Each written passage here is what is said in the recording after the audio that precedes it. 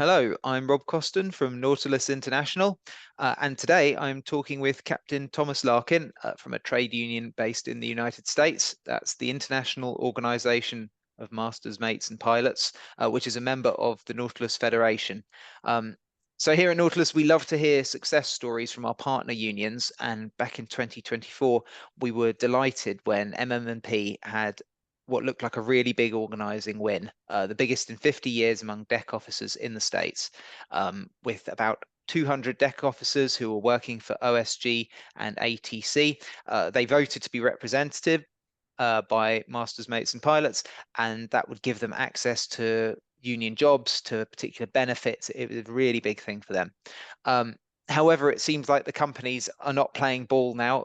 They've been refusing to negotiate with the union, as I understand it. And Captain Larkin's here today to give me an update on that situation. So, Tom, thanks very much for joining me. Thanks, Rob. I'm really glad to be here, and thanks for covering the story. Yeah, great. Well, first of all, could you just really briefly run us through the history of organising at OSG and ATC? As I understand it, it was never easy. They never wanted to talk to you. Yeah, it was pretty tough in the beginning. So there's two separate sides of the company. There's Alaska Tanker Company, which is ATC, and Overseas Shipping Group, which is OSG. Collectively, there's approximately 17 ships between the two of them. We won an election, a democratically held election by the National Labor Relations Board for ATC first. That was probably about a year and a half ago. And then we won the same election with OSG. We won both of them by a majority vote. And we've been pushing to get to our first contract. That's our goal. That's what our bargaining members' goal is. And the company has been refusing to bargain with us. Yeah, so why is that so important for your members on those vessels? What do they stand to gain? Well, they want to say in their workplace. They want an equal voice with the company. They don't want their working conditions to be dictated to them. They want to say in it. And they aren't being treated the same as the rest of the crew members on board that are represented by unions, and that's a real problem for them. So um, the issues vary of what they want in a contract. We have two bargaining committees, and we've been working with those bargaining committees for the past year to kind of go through what the priorities are. We've put out a number of different surveys. I have a survey out with OSG to the whole fleet to gather input on what people's priorities are to put into a contract. And this is what we want. It's very simple. The rest of the crew on board these ships are represented by unions, and they have signed collective bargaining agreements with OSG and ATC respectively. So this shouldn't be anything new for them. This certain isn't anything different than what they have. But they want a binding document that holds both the company and the union and the employees to a standard, a fair standard.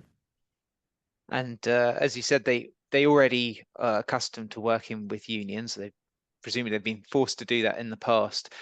What's different this time? Why do you think they're being so hostile or so unwilling to talk to you? That's a good question, Rob. But I can't really boil it down to any one thing other than it's just control. They don't want to. Um, they don't want to. They just don't want to give up control. I think what a big part of it is, and but they don't realize that these guys, they help the company make the profits they do, and they're all professionals. They all care about the company. Most of them have worked for the company for 10 or 15 years. They've been there for a very long time. And the simple fact is the company is just not respecting their wishes. We had an election, and the election results speak for themselves. And now we just want to get to a contract. So it shouldn't be a hard thing. I really couldn't tell you why internally why they won't come to the table. One excuse they do use is they filed for what they call a request for review, which is an appeal to the National Labor Relations Board to essentially tear apart the election and tear apart the bargaining group, as it were. Um, some of the arguments they've made on that end is they don't think that the chief mates specifically on these ships should be able to collectively bargain and have a contract, and they also don't think that the two separate bargaining units, the Alaska Tanker Company bargaining unit and the OSG bargaining unit, are what they call appropriate units. So they want them to be one big unit versus two units as they were elected upon. But even if they have this appeal in process, they still have a duty to bargain under our laws, which are covered under the National Labor Relations Act, and they're just not respecting those laws.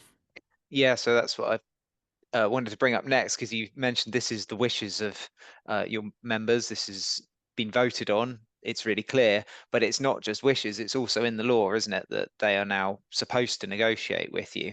And this isn't a hostile thing, is it? You just Yeah. want to be able to talk to them fairly and negotiate. So, um, what is the legal situation like around this? How are they able to avoid talking to you when it is by law their duty to do that?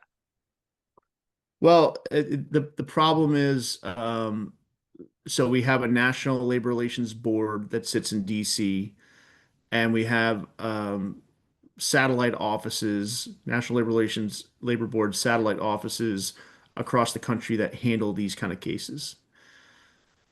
We were certified by the satellite offices. Seattle was one of them for ATC and Tampa for OSG. Most recently, we actually won an unfair labor practice against ATC for failure to bargain, which was a good win for us. But the problem is the National Labor Relations Board does not have a quorum. There's supposed to be at least three people on the board to make decisions on this appeal specifically that the company has made, and there's only two people on the board, and that was done by this last administration. So we're still waiting on a Supreme Court case and an appeals case and an appellate court case to make a decision on the person that was taken off the board. But as I mentioned, this is all a smokescreen that the company is using currently to say that they don't have to come to the table right now. But in fact, there's a lot of case law that says that they do have to come to the table, even if they appeal even if they appeal the election itself. The election results are not stayed. The company still has to come to the table and bargain in good faith, and that's what we're here for. We're here to bargain in good faith. Yeah, so it sounds like there's some obstruction going on there, and of course you want to talk to them. Is there anything you guys can do as a union to try and push this forward, or that you're doing to appeal to them or to bring pressure? Yeah, is there anything like that you can talk about that you're up to? We have a number of different strategies in mind. I've made every appeal that I can to the company. I've attended their officers conferences. I've met with their upper management several times. I've tried to set meetings with their upper management. Most recently, they actually canceled the meeting kind of last minute on me. They were supposed to have a meeting, just an informal meeting, just to talk things over with their upper management, which was very disappointing. Um, so I've tried to make inroads anywhere I can because this is just a waste of time, and frankly, it's a waste of money to basically have your lawyers involved with something that just should be as simple as just sitting down with your employees and hearing them out and nailing the contract out. And so, yeah, I mean the obviously we have a very strong legal position. The problem with our legal strategy and legal position is that things take a lot of time, and that's what the company is counting on. They want to delay this as long as they can, and they just want to wait it out, Yeah. and basically dishearten people from the whole process. Yeah, and I guess part of that strategy is hoping that the officers on board get tired of the process, that they lose faith. So I guess you need to help people stay strong in all this. We do, and the positive thing is people are sticking together.